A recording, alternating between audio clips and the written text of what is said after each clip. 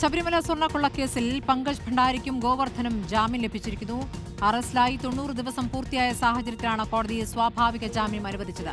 എ.വി. ജയശങ്കർ വിവരങ്ങളുമായി. ജയശങ്കർ, ഒടുവിൽ ഗോവർദ്ധനും പങ്കജ് ഭണ്ഡാരിക്കു കൂടി ജാമ്യം ലഭിച്ചിരിക്കുകയാണ്. സ്വാഭാവിക ജാമ്യം, എന്താണ് വിശദാംശങ്ങൾ?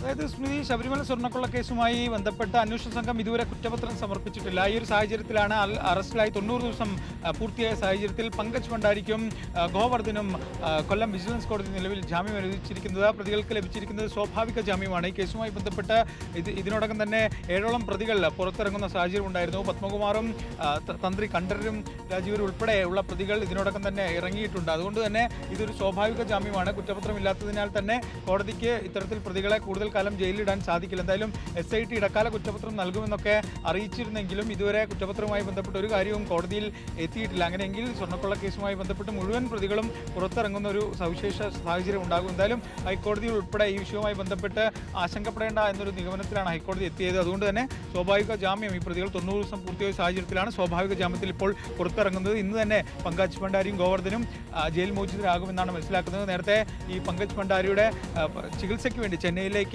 പോകാൻ അനുവദിക്കണമെന്ന ആവശ്യം കൊല്ലം വിജിലൻസ് കോടതി തള്ളിയിരുന്നു. പിന്നാലെയാണ് ഇപ്പോൾ എന്തായാലും 90 ദിവസം പൂർത്തിയാകുന്ന സാഹചര്യത്തിൽ ഇരുവരും ജയിൽ മോചിതരാകാൻ ഒരുങ്ങുന്നത്. ഇന്ന് തന്നെ ഇരുവരും പുറത്തിറങ്ങും. കൊല്ലത്തെ സ്പെഷ്യൽ സബ് ജയിലിലാണ് ഇരുവരും നിലവിൽ കഴിയുന്നത്.